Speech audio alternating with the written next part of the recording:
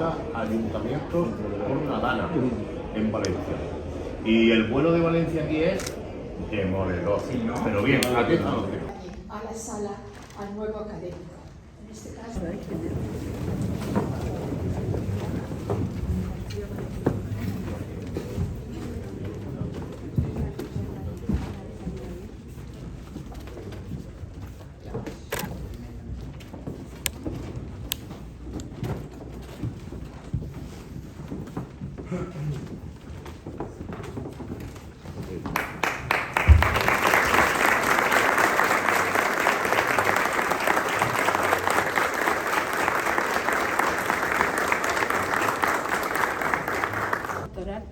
reciba estos símbolos en señal que desde ahora pertenece como académico correspondiente en Madrid a esta Real Academia de Bellas Artes de San Telmo, y con ello asume el compromiso de fomentar la creatividad artística, así como el estudio, difusión y promoción de las artes y del patrimonio cultural, histórico-artístico y medioambiental, y muy particularmente de la pintura, la escultura, la arquitectura, la literatura, la música y las artes visuales. Nada nuevo, porque sabemos que usted lo está haciendo continuamente. Sea bienvenido a nuestra academia. Muchas gracias.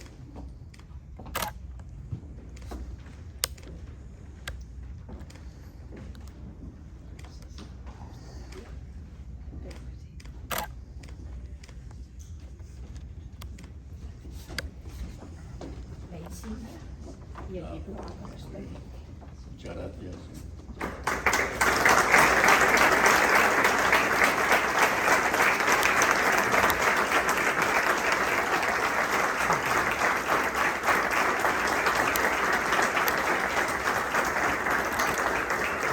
Tan ilustre como la Real Academia de Bellas Artes San Telmo me llena de orgullo y gratitud.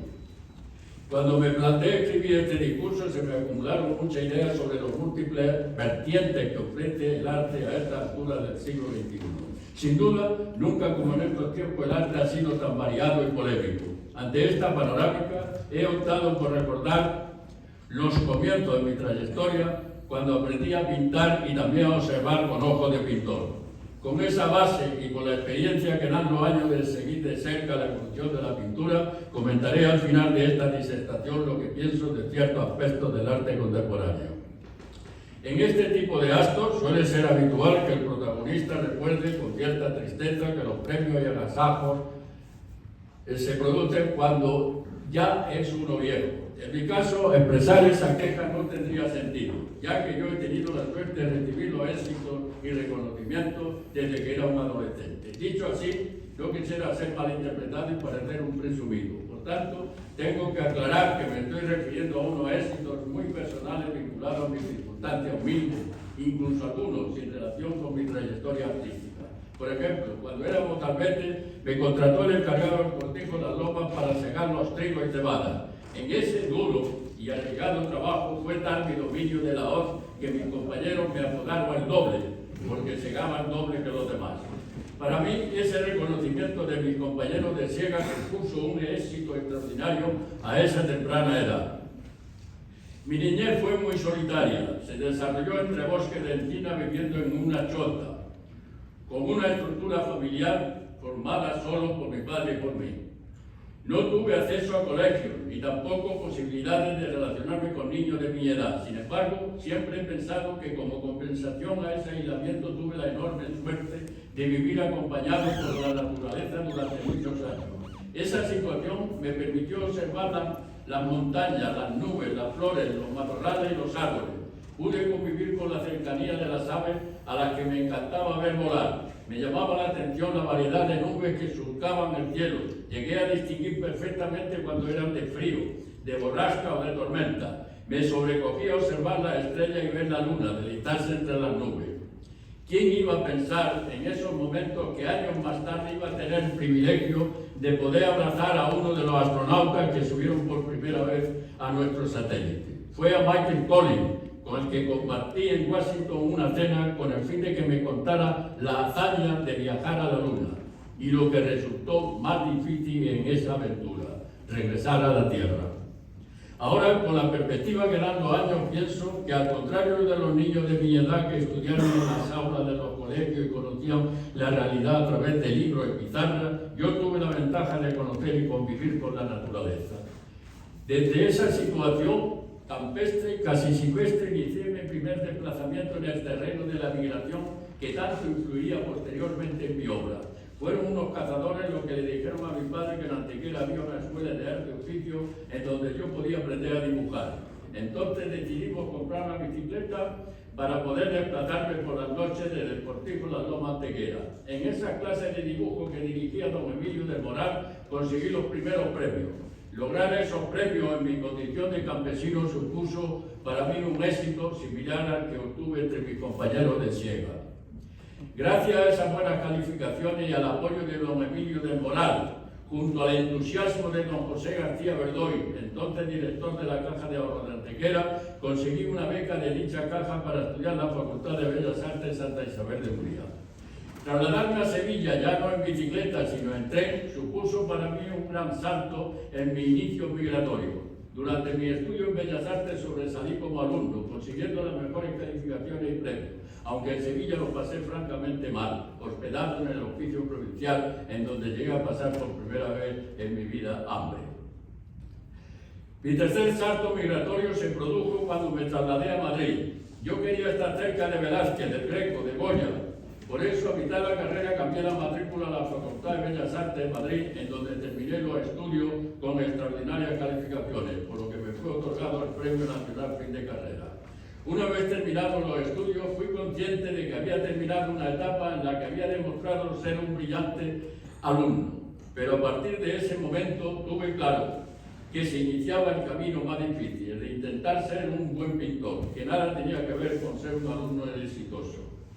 El comienzo de ese nuevo periodo fue muy complicado y muy inseguro. ¿Qué hacer? ¿Por dónde empezar? Pensé que tenía que repasar la historia de la pintura para estudiar los grandes pintores que a mí me podían interesar.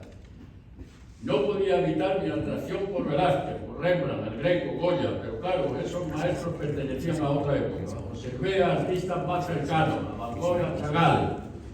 Los cielos de Van Gogh me emocionaban. También me atraía el lirismo ingrávido de Chagall. Ambos tenían en común su interés por el espacio. Esas características sintonizaban muy bien conmigo en esa época en la que yo seguía con mucho interés la carrera espacial. Con esa selección admirativa hacia Van Gogh, Chagall, la ciencia espacial, junto a mi entusiasmo por los grandes maestros clásicos, sin olvidar la influencia de nuestro tiempo, inicié una etapa que sería el embrión de una dura labor para llegar a ser pintor. En esa época de búsqueda empecé a pintar con violencia y energía, trasteando la pintura con los pinceles para darle movimiento y despegar los objetos del suelo. Diríase que hacía algo similar a lo que pretendía la ciencia espacial en esos momentos, pero con la diferencia de que yo utilizaba un manojo de pinceles, mientras que Wernher von Braun ensayaba con potentes cohetes para despegar a los astronautas de la Tierra. Sin embargo, en esa carrera me adelanté a la NASA, pues antes de que los astronautas se lanzaran al espacio, yo ya había puesto en órbita en 1965 las Meninas de Velázquez, con mi obra titulada La Ascensión de las Meninas. 2 años más tarde, en 1967, también lancé al cosmos mis primeras manzanas, en bodegón de manzana. Los astronautas no llegaron a la Luna hasta 1969. En esas fechas coincidía en Madrid con mis colegas informalistas, que eran algo más mayores que yo. Ellos no se interesaron por la Luna ni tampoco por la ingravidez. Fueron más directamente al grano y a lo que ya estaba definido como vanguardia. Antonio Saura se informó muy bien de cómo pintaba Jackson Pollock en Estados Unidos. Manuel Millares conoció la arpillera de Alberto Burri en Italia. Y los demás informalistas de ese periodo no perdieron de vista lo que hacía Pierre Soulages en Francia. Sin duda alguna, en la España de esos años, la vanguardia pictórica fue importada y curiosamente promocionada por el régimen franquista de la mano del habilidoso comisario Luis González Robles. Mientras tanto, yo seguía pintando con entusiasmo y vehemencia, tratando de agitar los objetos pintados para darles movimiento. Me estoy refiriendo a finales de los años 60, justo cuando consigo una beca de la Fundación Marx para ampliar estudios en Nueva York. Trasladarme a Nueva York supuso mi cuarto salto migratorio. Esta vez ya no fue en bicicleta ni en tren, sino viajando por el espacio en avión. Por cierto, ese primer viaje hice el vuelo en cabina acompañando al célebre y experimentado piloto Hermenegildo Menéndez. Hay que recordar que en esa época no había tanto control en la seguridad y yo conseguí a través de las azafatas pasar a cabina y acompañar a los pilotos para así sentir mejor la sensación de volar por el cosmos. Algunos comandantes me invitaban a quedarme con ellos para ver el aterrizaje. En la ciudad de los rascacielos me encontré fundamentalmente con tres estilos predominantes: el abstracto, con figuras tan potentes como William de Kooning o Mark Rothko, el formado por los pintores del nuevo realismo americano, el más destacado sin duda Edward Hopper, y por último el movimiento popar capitaneado por Andy Warhol, Robert Rauschenberg, Jasper John y Roy Lichtenstein. Ante este panorama estético tenía que reflexionar para posicionarme en coherencia conmigo mismo. Me encontraba en una situación similar a la que experimenté cuando terminé los estudios en Bellas Artes 5 años antes. También en ese momento era consciente de que tenía que iniciar un tiempo nuevo. Opté por retomar la figuración después de dejarla destruida y explosionada en el espacio. Tenía claro que la abstracción no era mi camino, pues en mi caso contaba con una sólida base en la técnica de la pintura y el dibujo gracias a mi buena preparación académica. Pensaba que ese activo bien utilizado podía dar buenos resultados. En esa dirección, mi etapa ingrávida influida por Chagall me sería muy útil para darle a la figuración movimiento y libertad, y así crear un nuevo realismo libre de conservamientos académicos y fotográficos. Con esas bases y con un importante añadido, la imaginación, conseguí alejarme del realismo fotográfico americano de esa época y también del realismo academicista que en esos momentos los llamados López estaban desarrollando en Madrid. En esos tiempos, ahora también, Nueva York era una ciudad muy difícil, sobre todo para un pintor. Eran muy pocos los artistas españoles que conseguían exponer en una buena galería. En esos años solo recuerdo a dos, Antoni Tapia y Juan Genovés. A mí me costó mucho esfuerzo entrar en la Stenfield Gallery, una de las galerías más prestigiosas de la ciudad con la que estuve exponiendo muchos años. Mi primera exposición la hice en 1972 y tuvo un gran éxito y repercusión, hasta el punto que el mítico crítico John Kennedy escribió en el New York Times un elogioso artículo en el que decía que Diego Velázquez me hubiera felicitado al ver algunas de las obras expuestas. Esa buena acogida de mi obra en Nueva York me animó mucho y mi ritmo de trabajo, que ya era intenso, se acrecentó aún más. Empecé a preparar la siguiente exposición para 1973 en la misma galería, al mismo tiempo que iniciaba obras nuevas para una muestra en la Galería Biosca de Madrid, que se haría en 1974.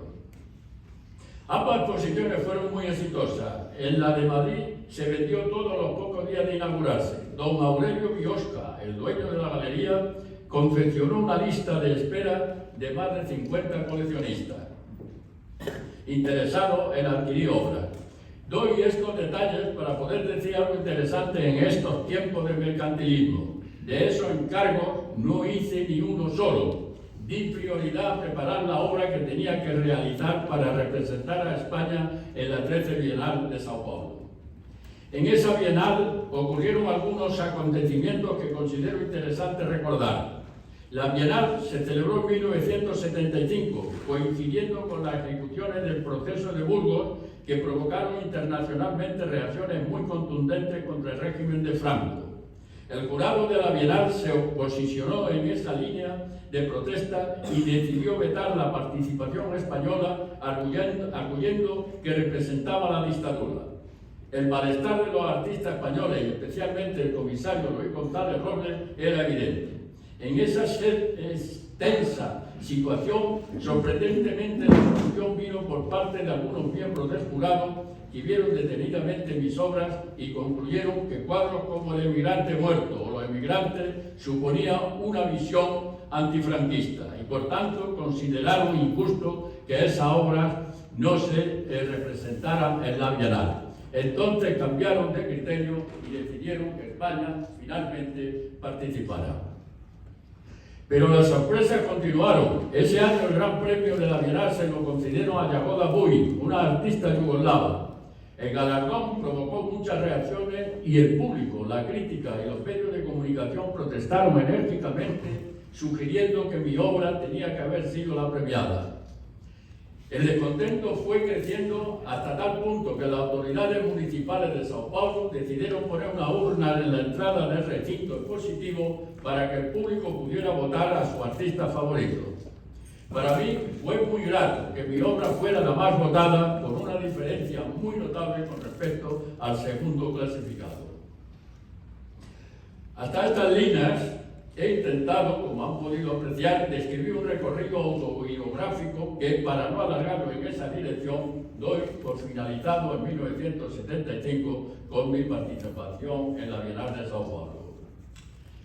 Esa primera etapa, que tuvo su inicio en la Escuela de Arte y Oficio de Antequera en 1958, fue fundamental para mi formación como pintor. En esos años aprendí a pintar y a observar, y también a conseguir algo muy difícil en esta profesión: posicionarme para poder vivir de la pintura. Obviamente nunca se termina de aprender a pintar y a observar. Por eso, aunque haya acotado ese periodo de tiempo hasta 1975, desde esa fecha he continuado con la misma pasión de aprender algo todos los días. Goya, en los últimos años de su vida, afirmaba que seguía aprendiendo. En ese sentido, las referencias que haré a continuación sobre la realidad, la naturaleza, la pintura, son fruto de haber continuado observando en profundidad todo lo que vemos. En general, este ejercicio visual es muy importante para andar por la vida, pero para la creatividad de un pintor, escritor o poeta es esencial. El poeta y escritor Arturo Graf afirmaba que tiene mejor conocimiento del mundo no el que más ha vivido, sino el que más ha observado. Uno de los mejores aprendizajes para un pintor es contemplar la obra de otros creadores. André Malraux afirmaba que toda obra de arte nace en otra obra de arte. Esta frase puede parecer exagerada, pero cuando se comprueban los numerosos ejemplos de influencia en los grandes maestros, no lo es tanto.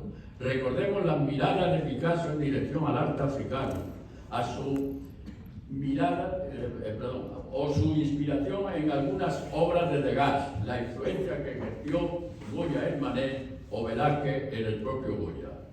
En este marco de complicidad destacan los d'après, que suponen la interpretación sobre una obra concreta de otro artista. Por ejemplo, Picasso hizo 58 versiones sobre las Meninas.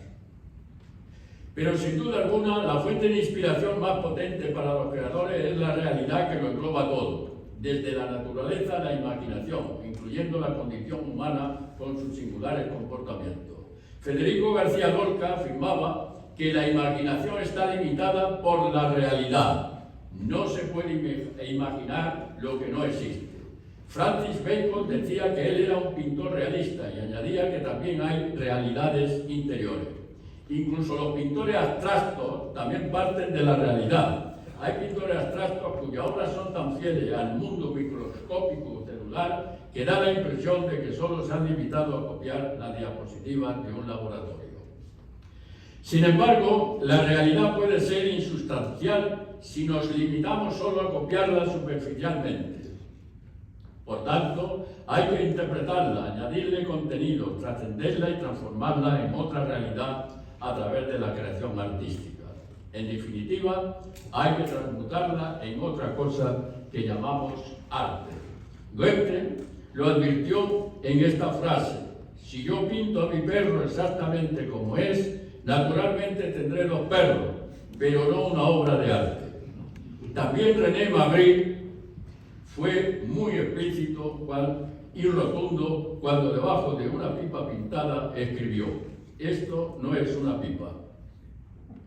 La realidad además es infinita porque es subjetiva. Por eso un mismo ciprés pintado por varios pintores se convertiría en cipreses diferentes, probablemente sin ninguna trascendencia creativa. Pero si el mismo ciprés lo hubiera pintado Vincent van Gogh, habría creado una obra genial.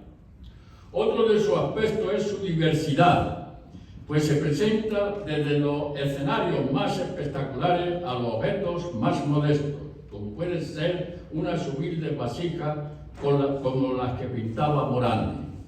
A veces el entorno de esa realidad es muy sobrelimitado para algunos pintores, como en el caso de Lucian Freud, que se reducía a sus carnosos modelos en un estudio apenas ocupado por un camastro, un sillón, un sofá y un montón de trapos. Parecido era también el estudio de Francis Bacon con sus singulares modelos en un ambiente sobrio y desordenado.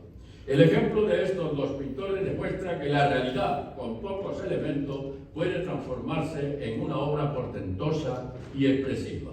Naturalmente, transformar lo que vemos en una obra de arte depende del talento de cada artista. Por eso, no basta con aprender a pintar, sino también hay que aprender a ser pintor. Siguiendo con la fuente de inspiración, hay que tener en cuenta que la naturaleza constituye la parte más inmensa de la existencia. Para un pintor, observar la belleza de la naturaleza supone un goce y sobre todo un manantial de aprendizaje. Leonardo da Vinci, que tanto aprendió de la naturaleza, observó que entre las montañas que veía en el lejano horizonte y el lugar donde se encontraba, se interponía algo que fumaba el paisaje, una especie de suave niebla que él llamó atmósfera. Esta experiencia le sirvió para crear su famosa técnica del esfumato, que aplicó en su célebre cuadro de la Gioconda en 1503. Curiosamente, siglo y medio después, en 1656, Diego Velázquez pintó esa sensación de atmósfera en la estancia de las Meninas. Para mí, la naturaleza es la obra creada más completa y sorprendente que podemos contemplar. Pienso, al contrario de Oscar Wilde, que la naturaleza no necesita imitar al arte porque su esencia es distinta y su proceso creativo requiere un tiempo inconmensurable. Más bien me inclino a pensar que es el arte el que copia a la naturaleza. En este debate de quién copia a quién, concluiría afirmando que naturaleza y arte tienen mucho en común, por lo que armonizan perfectamente hasta tal punto que en muchas ocasiones confluyen para crear obras extraordinarias. El mejor ejemplo lo tenemos en el cuadro La Tempestad de Giorgione, para mí una de las obras más bellas que se han pintado en la historia del arte. De todas las pinturas que he podido observar en museos y libros, creo que es el cuadro que mejor representa la simbiosis de la naturaleza y el arte. En esta obra de Giorgione uno puede percibir el olor de tierra humedecida por la lluvia de la tormenta y también el éxtasis que la naturaleza se produce cuando es fecundada por un abundante aguacero. Este cuadro ha sido muy estudiado por los eruditos del arte, atraídos por su misterio y por lo que puede simbolizar. Personalmente pienso que la interpretación más verosímil es la relacionada con la fecundación de la tierra por una especie de semen atmosférico en forma de lluvia. En ese sentido considero que no es casual que en la composición aparezca un caballero y una madre amamantando a su bebé, lo que representaría un paralelismo con la fecundación humana. No hay que olvidar que Giorgione vivió poco más de 30 años y en su corta vida pintar la obra maestra La Tempestad fue un auténtico milagro. Me van a permitir que insista en mis interpretaciones sobre este misterioso cuadro. Ahora que se habla tanto del cambio climático y de las devastadoras sequías, podríamos interpretar también que lo que Giorgione pretendió con La Tempestad fue hacer un merecido homenaje a la fecundación de la lluvia, consciente de que el agua que vierte en las nubes es la energía más importante que existe sobre la Tierra. porque es el alimento de la naturaleza y de la vida. Quiero terminar este discurso observando otro tipo de realidades que nos depara el arte en los tiempos actuales. Sin duda, daría para mucho análisis, como ya advertía al comienzo de esta disertación. Para los pintores que hemos pisado la mitad del siglo XX y llevamos recorrido casi la cuarta parte del siglo XXI, este tránsito por 2 siglos supone una experiencia extraordinaria y un privilegio emocionante. Nunca, como en este periodo de tiempo, el arte ha tenido tanto protagonismo y ha sido tan diverso, polémico y contradictorio. Por ejemplo, presentando escenarios en donde tienen lugar las libertades más atrevidas al mismo tiempo que conviven con una nueva inquisición moralista en donde no se queman a los artistas, pero sí se cancelan. Paralelamente, en este periodo de tiempo que he mencionado, también la sociedad, la tecnología y la ciencia han evolucionado a gran velocidad con resultados alucinantes. Basta un ejemplo que todo el mundo tiene a la mano para comprobarlo: encender teléfono móvil. Y por si faltaba algo, la inteligencia artificial también se empieza a instalar entre nosotros con unas perspectivas inquietantes. Lo que ocurre es que mientras la ciencia y la tecnología de los chips se basan en una precisión matemática para evitar el más mínimo error, el arte, por el contrario, se desarrolla con absoluta libertad, solo controlada por la sensibilidad y la voluntad de cada artista. Esa libertad, ese descontrol racional, es lo más bello y característico del arte. Pero cuidado, también su debilidad, porque se pueden utilizar esas cualidades como subterfugio para introducir la manipulación y abrir las puertas al mercantilismo y a las vacuas ocurrencias de muchos artistas de nuestro tiempo. Sobre esas debilidades que le da la libertad, considero oportuno recordar una entrevista que me hizo el periodista, escritor y poeta José Pulido en un diario de Caracas a finales del siglo pasado. Antes de empezar las preguntas, el periodista me hizo la siguiente introducción: en fútbol no se puede mentir, o se mete un gol o no se mete, o se juega bien o se juega mal. Los críticos de este deporte no pueden inventar goles cuando no se producen. ¿Pasa igual con el arte? En efecto, en el fútbol no se puede inventar goles, pero en arte, desgraciadamente, son más los goles que se inventan que los que se meten de verdad. En el fútbol a los árbitros se les distingue porque visten diferente a los futbolistas. Además, se les vigila rigurosamente con miles de ojos televisivos y con mecanismos que descubren cualquier duda o error. En cambio, en el arte no puede haber ese control. Los árbitros del arte son sagrados como los dioses, que no se ven. Por eso los mejores goles no los suelen meter los artistas, sino sorprendentemente los poderes fácticos que maneja el mercado del arte.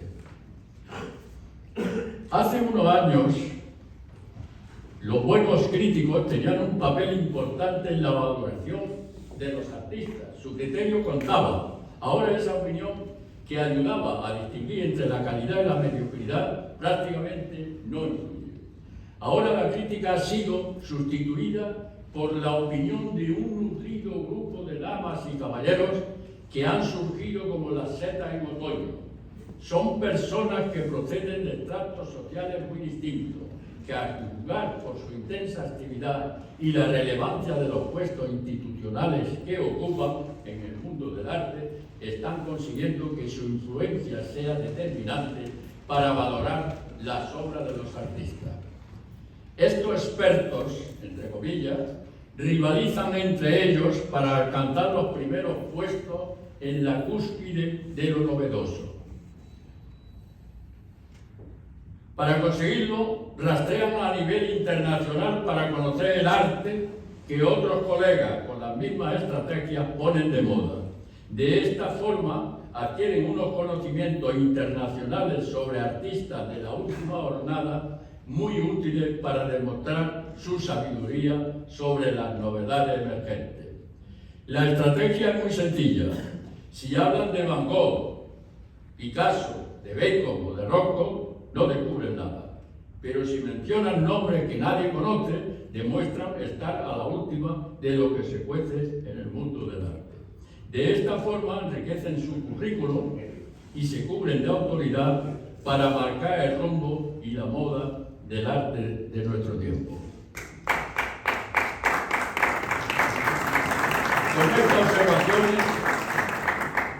Con estas observaciones solo pretendo señalar un cambio en la evolución de lo influyente en el campo creativo.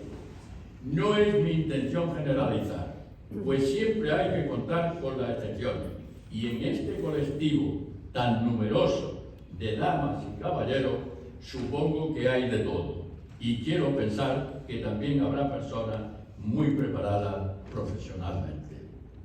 Por último, me voy a referir brevemente a la influencia de la palabra vanguardia y a otros aspectos concretos relacionados con los tiempos modernos. Vanguardia. Desde hace bastantes décadas llama la atención el agobiante uso que se hace de la palabra vanguardia en referencia al arte. Se ha convertido en la palabra mágica, en la mantra, en el mantra que bendice y legitima la obra de muchos artistas. Esta enérgica palabra adquiere todo su significado y plenitud cuando se aplica al arte, porque la auténtica vanguardia significa avance, búsqueda y riesgo, inconformismo y transgresión, ir por delante. En definitiva, hace de motor en la evolución del arte. Sin duda alguna, ha sido el ímpetu por el que han avanzado los pintores más grandes de la historia, empezando por Velázquez. Pero desgraciadamente hay que reconocer el deterioro y decadencia de su significado en los últimos años. Han sido muchas las voces que han afirmado que la vanguardia ya no es lo que era y por tanto hace tiempo que ha muerto. Yo pienso que ha muerto porque se ha academizado después de tanto degradarla y manosearla. Efectivamente, la vanguardia ya no es lo que era, porque representa lo cotidiano en arte, lo que se lleva sin sobresalto. Se ha convertido en el academicismo de nuestro tiempo. Sobre este deterioro recuerdo el comentario de un pintor perteneciente al grupo El Paso, refiriéndose a una feria reciente de arte, que dijo: en definitiva, la dosis aburrida y repetidora de tanta banalidad llamada vanguardia. Voy a poner un ejemplo que ilustra bien el cambio y decadencia de su esencia. Antes los vanguardistas afrontaban tremendas dificultades para ser reconocidos, sobre todo por los organismos oficiales. En los tiempos de la vanguardia auténtica, los vanguardistas eran despreciados por los críticos y el público, y en consecuencia no vendían su obra, lo que les acarreaba pasarlo muy mal económicamente. Vincent Van Gogh, por ejemplo, pudo pintar gracias a que su hermano Theo le compraba los tubos de oro. Sin embargo, los pintores académicos de su época sí vendían sus cuadros y vivían bien de la pintura. Ahora ocurre todo lo contrario. Los que enarbolan la bandera de las vanguardias actuales son los artistas favorecidos y los que venden su obra, consiguiendo así el mismo rango que los academicistas, a los académicos contemporáneos de Van Gogh. Como ejemplo de vanguardista de nuestro tiempo recordaré un documental sobre arte vanguardista chino en el que destacaban a dos artistas, Xu Yu, que aparecía mordiendo a un bebé muerto, mientras que otro compatriota bebía vino en un recipiente que flotaba un pene. Para justificarse, Xu Yu aclaraba que no hay ninguna religión que prohíba comer gente. Habría que recordar al artista chino que afortunadamente para él tampoco hay ninguna ley que prohíba la estupidez y lo patético. o como el caso de otro colega de distinta nacionalidad cuya obra consistía en vomitar en público. Obviamente son extravagancias que se evaporan rápidamente y nada tienen que ver con lo que entendemos como auténtica vanguardia. Globalización. Una característica de nuestra época es la globalización. Este fenómeno consiste básicamente en pasar de la variedad a la uniformidad. Sin embargo, considero que la globalización en arte puede ser positiva o negativa, depende de cómo se utilice. Para quien carezca de personalidad, le servirá para hacer lo mismo que hacen los demás. Esto lo podemos apreciar en miles de obras desde Nueva York a Tokio, basadas en estilos que en su momento triunfaron y que a fuerza de plagiarlo han terminado en una avalancha de arte homogéneo sin que se pueda distinguir la personalidad de sus autores. Pero la globalización puede ser positiva si se mira como una oportunidad para conocer de un vistazo todo lo que se hace a nivel mundial.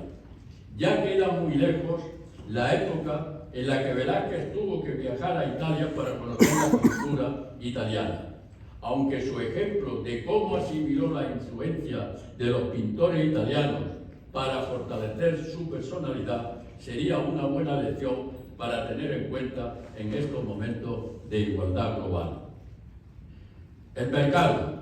Entre todas las perturbaciones que inciden en el arte contemporáneo, quizás la más peligrosa sea la injerencia descarada del mercado en la valoración de las obras. Hemos llegado a una situación en la que el arte se aprecia por su valor mercantil y sus posibilidades de negocio. En alguna ocasión he afirmado que si Vermeer viviera en nuestra época sería un fracasado. Me lo imagino diciéndole a un poderoso galerista que solo podría pintar como mucho 2 cuadros al año. Ahora, las galerías que dominan el mercado buscan pintores que pinten como mínimo 200 cuadros anuales y que sean relativamente jóvenes para que les compense promocionarlos. Los ejemplos de esta estrategia de negocio serían interminables. Recientemente he leído en un prestigioso medio que los jóvenes creadores alcanzan precios millonarios, pero son los grandes especuladores quienes acaparan los beneficios. Un ejemplo. Larry Gagosian, el galerista más poderoso del mundo, ha fichado a la joven canadiense Anna Bellam, de 27 años. Esta pintora vendió en 2020 su cuadro titulado Tiempo de estío en $12,000.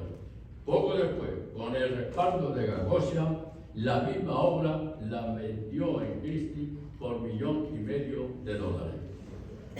El arte se ha convertido en un negocio, en una empresa multinacional orientada a la producción y al beneficio, manejada por empresarios expertos en los entresijos de galeristas, salas de subasta, ferias de arte, museos, comisarios y millonarios coleccionistas.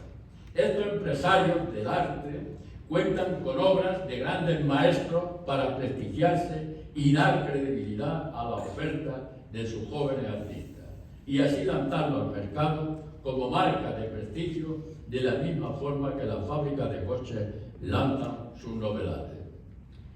El marketing se ha convertido en un mecanismo tan potente que un plátano que vale 25 céntimos se puede transformar en una obra de arte por la que se pagan $6 millones. Personalmente considero que este ejemplo debería ser suficiente para desconfiar del marketing, porque demuestra que no sirve para evaluar la calidad de las obras de arte, sino más bien para legalizar los timos millonarios. La descarada injerencia del mercado, convirtiendo el arte en un valor de bolsa, está introduciendo mucho desconcierto en general, pero en particular entre los jóvenes artistas que se alejan de las referencias de los grandes maestros y en cambio son atraídos por los triunfadores que el marketing promociona. Malinchismo, estoy ya terminando. Otra de las características que llama la atención, sobre todo en nuestro país, es el malinchismo. Se trata de un término mexicano que describe un fenómeno de preferencia por lo extranjero en detrimento de lo nacional. Sin duda, los que más han hecho y siguen haciendo por esa prioridad extranjera son ese grupo de damas y caballeros a los que ya me he referido. Ese colectivo de personas influyentes en el mundo del arte se afanan en promocionar lo foráneo. Supongo que lo hacen porque les da prestigio demostrar sus conocimientos sobre artistas extranjeros y también porque les ayuda a relacionarse internacionalmente. Geográficamente, tenemos ejemplos muy cercanos. Nuestros CAF, Centros de Arte Contemporáneo, lo demuestran hasta el punto que algunos de sus directores han sido condecorados en Reino Unido por su promoción a los artistas ingleses. Estas políticas culturales de proyección de lo extranjero es lo contrario de lo que suelen hacer otros países. Me voy a referir solo a dos modelos, el de Estados Unidos y América Latina. El primero, a través de los directivos del MoMA de Nueva York, supieron elegir y aprovechar el momento para adquirir en la primera mitad del siglo XX obras de los mejores artistas europeos, empezando por Van Gogh, Cézanne, Matisse, Picasso, etc. Pero en lugar de seguir mirando a Europa, a partir de los años 50, el genial galerista Leo Castelli, una vez que consiguió gran prestigio exponiendo a los mejores artistas europeos, enfocó su objetivo en revalorizar a los artistas americanos. Leo Castelli hizo un esfuerzo titánico para promocionar a Robert Rauschenberg, Roy Lichtenstein, Andy Warhol o Jasper Johns, llegando incluso a presionar en ámbitos de influyentes bienales. Su labor, junto a la de otros importantes galeristas, mecenas y al apoyo de las instituciones oficiales, dio unos resultados espectaculares, convirtiendo a Estados Unidos en un referente mundial del arte. En la misma línea, es ejemplar la labor que en América Latina están desarrollando muchos galeristas, coleccionistas y amantes del arte para dar a conocer a su artista. Una promoción que se centra especialmente en Estados Unidos y en Europa. Entre las personas que luchan y lucharon por engrandecer a su artista y el arte sudamericano, me parece justo destacar el nombre de Sofía Inver, la gran dama que creó y fundó el Museo de Arte Contemporáneo Sofía Inver de Caracas, que por su relevancia le llamaban el MoMA de los sudamericanos. Desgraciadamente el chavismo, en lugar de premiarla, arrasó el museo y a la señora Inver también. Ese afán de algunos países en defender y promocionar su arte es admirable. Saben aprovechar las oportunidades que le brindan las instituciones de otros países para exponer a sus creadores. Como ejemplo, en las fechas que comencé a escribir estas líneas, se inauguraba en el CAR de Sevilla una colectiva de pintores latinoamericanos. En cambio, en la España de Velázquez, el Greco, Goya, Picasso, desgraciadamente no se activa el afán de defender a nuestros artistas. La imparable creatividad. A pesar de las perturbaciones que he descrito en el mundo del arte, quiero terminar este discurso con una llamada al optimismo sobre el presente y el futuro, porque estoy seguro de que en los tiempos venideros seguirán surgiendo grandes maestros de la pintura, por muchas dificultades que se interpongan en el camino. Lo hemos comprobado a lo largo del tiempo, con Goya, que nació en un humilde pueblo en un momento convulso de la historia de España, con las dificultades anímicas y económicas de Van Gogh, con Velázquez, que pintó las meninas en los ratos libres que le quedaban después de servir al rey. Muchas gracias.